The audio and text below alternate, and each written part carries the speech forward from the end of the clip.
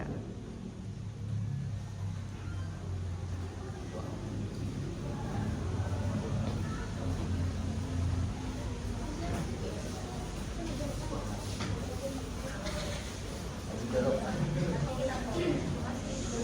Selamat pagi kepada Bu Raras dan juga Bu Angel serta teman-teman 11 Bu Rasmi dan juga Bu Angel beserta teman-teman kelas 11-2 yang saya banggakan dan juga teman-teman kelompok 1, 4, dan 6 yang sangat dibanggakan. Kali ini dan pagi hari ini terima kasih banyak atas kesempatannya karena kita akan mempresentasikan hasil drama kami tentang kaum Padat dan juga kaum adat yang dimana mereka akan berantem dengan yang memiliki konflik bersekutu. Nah, jadi sebelum kami memulai dramanya, izinkan kami memperkenalkan diri kami sendiri-sendiri. Dimulai dari saya, perkenalkan nama saya Katsari Salsabila. Saya berperan sebagai kaum adat. Perkenalkan, saya Sobrina Holid Salim Baktir selaku peran Maimunah. Nama saya Langzir Kusuma. Saya merani sebagai Sultan Maharajo. Saya Kalisa Zahra sebagai Kena Pesawat. Saya Nadiana sebagai narator. Saya Hanifah Zanaswa sebagai Inyak Sabai. Saya Uminatu Tanjima sebagai kelompok. Saya Ninja Nuar sebagai Umisari. Saya Bapak Tabil Main sebagai Nanda Yucek. Saya Rambo Rizky Baniman sebagai Datu. Saya Mbak Raffi sebagai Tuan Kuiman Bojo. Baik, dan juga ada salah satu anggota dari kelompok kami bernama Angelina Estebano. Namun pada hari ini dia berhalangan untuk hadir. Nah, daripada lama-lama, langsung saja teman-teman dan juga ibu yang kami banggakan untuk menyaksikan drama yang akan kami representasikan. Terima kasih. Pagi itu, udara terasa sangat panas. Gadang Datu Bandar. Perbincangan tentang adat dan agama makin memanas. Di luar, suara ayam jantan bersatuan seolah menjadi petanda bahwa pertikaian besar sedang menunggu di depan mata. Kabar yang adalah suku Pati sudah melarang untuk sabung ayam, judi, dan juga pesta adat. Apakah dunia ini akan berubah secepat itu? Tapi jadi, tak semua adat itu buruk. Ada kalanya, adat itu baik. Seperti gotong royong dan juga bermusyawarah.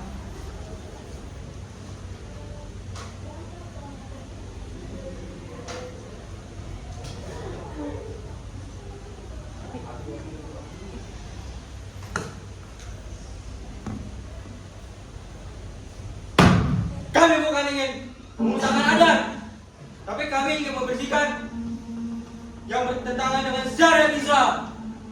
Tapi mengapa dengan cara kekerasan, tuanku? Apakah agama mengajarkan dengan memperkumpulkan darah saudara sendiri? Kadang untuk kebenaran, pedang harus diangkat. Cukup. Aku tidak akan biarkan adat Minangkabau diinjak-injak. Suku Basani Sarap, Basani kita pulau, tapi jangan salah artikan itu untuk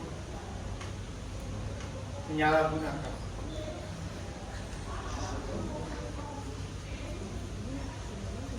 Kata-kata Datuk bergema di seisi rumah Gadang. Ketegangan menusuk hingga ke tulang. Tuanku Nareceh pergi dengan langkah keras, meninggalkan hawa panas yang tak hanya amarah, tapi juga dari kegelisahan yang belum terjawab. Malam turun perlahan di nagari itu. Tuanku Imam Bonjol dan istrinya Ran Maimunah diam menatap tanah.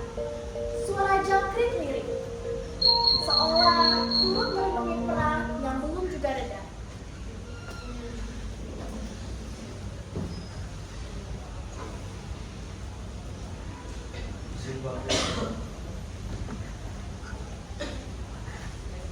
Kami dalam sini bukan untuk berperang. Namun, saya ingin mengerti.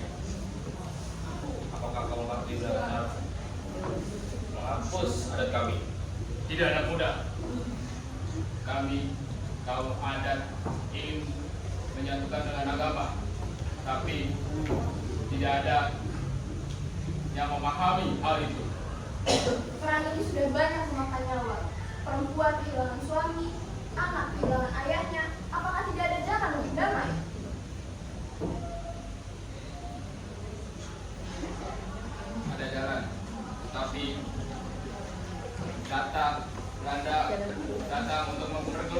keadaan. Tapi dalam perang itu kita akan terlalu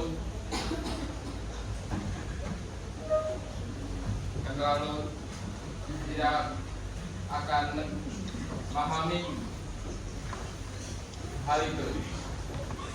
Berarti kita melawan saudara. Tapi yang diuntungkan justru penjajah. Keheningan menyelimuti surau itu. 3 sosok duduk menunduk, bukan karena kalah, tapi karena sadar. Mereka semua sedang berperang melawan diri sendiri. Keesokan harinya, seluruh pemuka nagari berkumpul di balai adat. Wajah-wajah tegang memenuhi ruangan. Suara burung-burung di luar terasa jauh. Kala oleh hawa dingin yang ketegangan dua pihak yang bersitegang antara adat dan juga rakyat. Cukup! Sudah banyak darah yang tertumpah. Kita ini satu suku, satu Minang. Musuh kita sendiri. Perang ini bukan soal masalah menang atau kalah, tapi tentang siapa yang bisa menahan amarah. Kami tidak akan berhenti sampai ada menyelesaikan dihapus.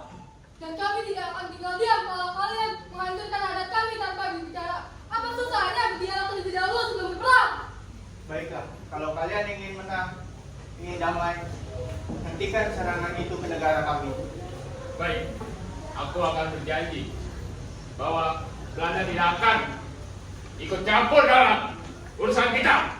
Saya bersaksi hari ini bahwa Minangkabau tidak butuh Belanda. Setuju!